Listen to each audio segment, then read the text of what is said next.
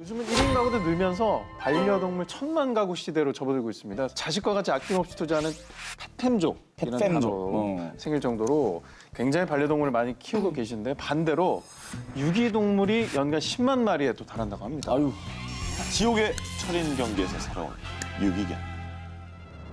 아마존 정글 험준한 안데스를 포함한 약 700여 킬로미터 이 최악의 코스를 4인 1조가 한 팀으로 며칠 밤낮을 세워 완주해야 하는 어드벤처 레이싱 월드 시리즈.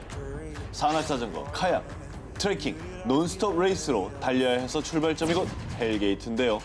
정말 듣기만 해도 이렇게 드르륵 지옥문이 열리는 소리가 들리는 이 경기에 유기견이 최초로 완주해서 큰 화제가 됐습니다. 인간들도 힘든 이 경기에 유기견이 완주할 수 있었던 이유는 작은 미트볼 한 덩어리 때문이었습니다. 때는 2014년 남미 에콰도르에서 대회가 열렸을 때입니다. 참가팀 중에 스웨덴 팀이죠. 팀 픽 퍼포먼스가 32km 코스에 밀림을 들어가기 직전이었습니다. 그런데 갑자기 팀 주위에 유기견을 발견했습니다. 뒤에 따라오는 거 보이시죠? 얼마 없는 신경이었지만 팀원 미켈 리노드는 갖고 있던 미트볼을 던져줬고요. 다시 험난한 트레킹을 시작했습니다. 그런데 뒤를 보니 놀랍게도 발이 푹푹 빠지는 진흙을 건너며 유기견이 팀을 졸졸 쫓아오고 있었던 거죠.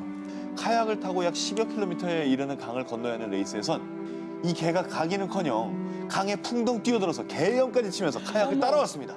결국 개를 위해서 노도 느리게 저어주고 지쳐 보일 때면 카약에 태워서 재킷도 덮어주고 이렇게 서로 동고동락하며 인간과 유기견 사이에 뜨거운 우정이 피어났고요. 유기견을 정식 팀원으로 받아들여 아서라는 이름까지 붙여준 후에 남은 레이스도 무사히 완주를 마치게 됩니다. 팀 픽 퍼포먼스는 우승은 당연히 못했죠. 하지만 어떤 팀보다 더 큰 스포트라이트를 받게 됐고요. 미트볼을 던져줬던 캡틴 미켈 리노드가요. 아주 어렵게 스웨덴 당국의 입국 허락을 받아서 아서와 함께 스웨덴으로 건너갈 수 있었습니다. 웃고 있어. 표정 보세요. 그 SNS 속의 가족 사진에는 아내와 자녀들 그리고 또 하나의 가족 아서가 함께하는 행복한 일상이 매일매일 업데이트되고 있습니다. 감동이네. 아유, 참 멋지다. 이 기사가 1등 해야 되는데. 그죠? 네. 그럴만하죠.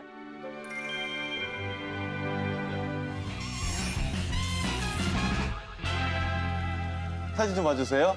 걔인데 약간 특이한 얼굴이죠?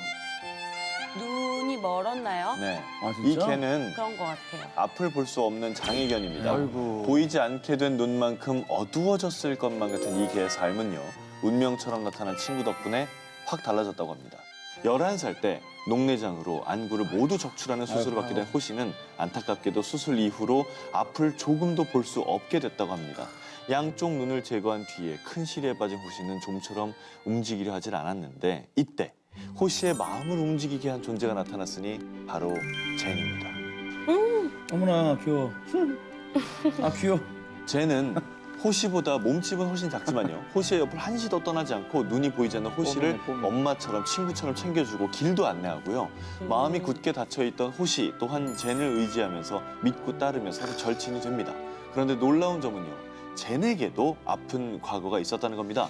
눈 덮인 길거리에 버려진 유기견일 뿐만 아니라 당시에 심장 비대증, 폐부종 등에 걸려서 건강도 무척 안 좋은 상태였다고 하는데요. 아이고. 우연히 이러한 젠을 발견한 호시의 주인이 젠을 집으로 데려왔고 그렇게 호시와 젠, 이 둘의 인연이 시작된 것이었죠.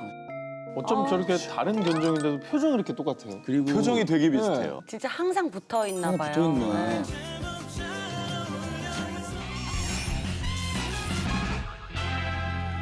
전국 빵순이 빵돌이들 심장 어택하는 고급진 베이커리의 자태.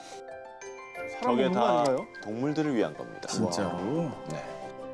지금 보신 빵들은요, 1989년 캔자스시티에 세계 최초로 설립된 반려견 전용 빵집 쓰리땡 베이커리에서 실제로 판매가 되고 있는 빵들입니다. 이런 반려견 빵이 만들어진 데는 다 이유가 있습니다. 반려견 전용 베이커리의 설립자 댄과 마크의 반려견 그레이시는요, 어느 날 건강이 급격히 나빠지면서 사료를 거부하기 시작했습니다. 그런데 어떤 음식을 줘도 거부하던 그레이시가 언제 단식을 했냐는 듯 폭풍 흡입을 한 음식이 있었으니 바로 주인이 만든 빵이었습니다. 100% 유기농, 강아지가 먹을 수 있는 재료로만 만든 것은 기본이고요. 감미료, 방부제, 인공색소 전혀 무, 칼슘, 칼륨, 비타민 A, B, C, D, E 이 강아지에게 좋다는 건 죄다 넣었다고 하는데요. 개당 $2, 약 2,000원짜리 쿠키부터 약 $15, 한 16,000원 정도 되는 케이크까지 이 종류도 다양하다고 합니다. 저희 집에서는 옛날에 이제 호두랑 콩이라고 치마 2마리 키울 때는 그냥 사람 먹는 거 막 줬거든요. 난 안 줬어 또.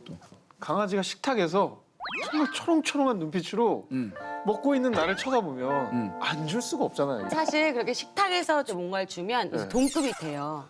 그래서 그래요? 서열이 있잖아. 네, 서열이 같아져요. 그래. 겸상하는 건가요? 그래서 제가? 나중에는 비슷하다고 생각할 수 있어서 식탁에선 절대 안 그래. 주시는 거죠. 사람이 먼저 먹는 거야. 가만히 있어. 이렇게 해야 돼.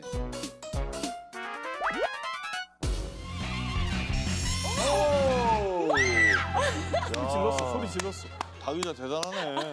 뭐야? 마이 현무. 반려동물계 금수저와 흑수저를 취재해봤습니다. 매일 아침 최고 캐비어와 스테이크로 호화로운 식사라고 리무진 드라이브를 즐기는 이 셰퍼드. 세계에서 가장 부유한 상속견 군터 4세입니다. 이름부터 그렇다. 그는 재롱둥이였던 아빠에게 군터 3세 덕분에 태어나자마자 금수저 견생을 살게 되죠. 독일의 백작부인 칼로타 리벤슈타인은 자신이 죽고 난 뒤 혼자 남게 될 군터 3세를 위해서 1992년에 한화로 약 1,390억 원에 달하는 재산을 물려주고 세상을 떠나게 됩니다. 이후에 재테크의 달인이었던 군터 3세 관리인에 의해서 이 부호견의 재산은 약 8년 만에 한화로 약 4,170억 원까지 불어나게 됩니다. 부러워.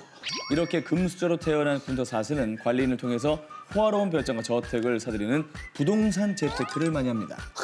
그중에는 마이애미 해변이 내려다보이는 아름다운 대저택도 있었는데요. 당시 이 저택의 소유자는 팝의 여왕 머다나. 군터 4세는 이 머다나의 저택을 750만 달러, 한화로 약 84억 원에 매입해서 화제가 되기도 했습니다.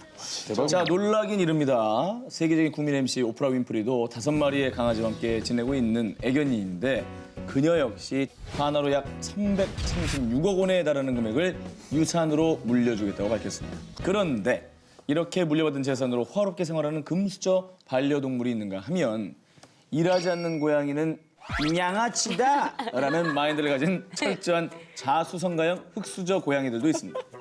폴란드의 한 보호소로 실려온 생후 2개월 된 아기 고양이는 상태가 너무나 심각했기에 고양이 주인은 안락사를 원할 정도였습니다. 직원들의 정성 어린 손길 덕분에 목숨을 건지게 된 고양이 라데메네스. 그런데 이때부터 라데메네스는 놀라운 능력을 발휘하기 시작을 합니다. 바로 수술 후 회복 중인 다른 동물들의 귀를 핥아주거나 어머, 진짜. 떨고 있는 동물이 보이면 자신의 몸으로 감싸 안아 체온 조절을 돕는 등 열정적인 간호냥으로 활약을 하기 시작을 한 겁니다. 라데메네스는 출퇴근 시간도 없이 24시간 풀타임으로 근무하며 아픈 친구들의 곁을 지켰다고 합니다. 이렇게 쉴 틈 없이 일에 전념하는 라데메네스의 간호사 정신을 본 보호소 직원들은 정규직 간호사로 대접하게 됩니다.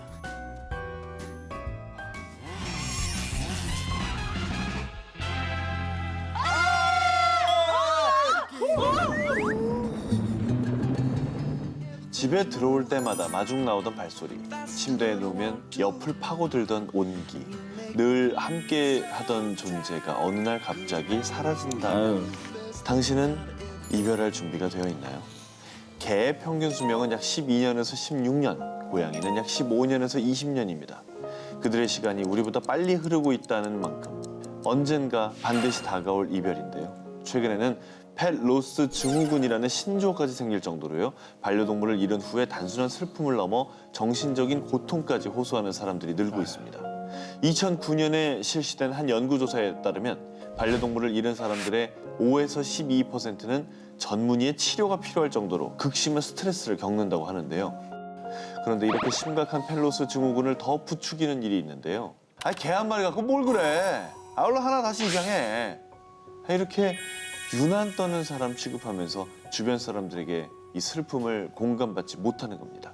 펠로스 증후군의 스트레스가 어느 정도인지 반려동물을 키우지 않는 분들도 공감할 수 있게 저희가 비유를 해드리면요. 심리학 박사 세르주 치코티에 의하면 반려동물이 죽었을 때 남성들은 가까운 친구를 잃었을 때와 같은, 또 여성들은 자녀를 잃었을 때와 같은 고통을 느낀다고 하는데요. 아이고. 그들이 잃은 건 동물 한 마리가 아니라 가족이라는 사실 함께 알아주고 공감해준다면 큰 위로가 되겠죠.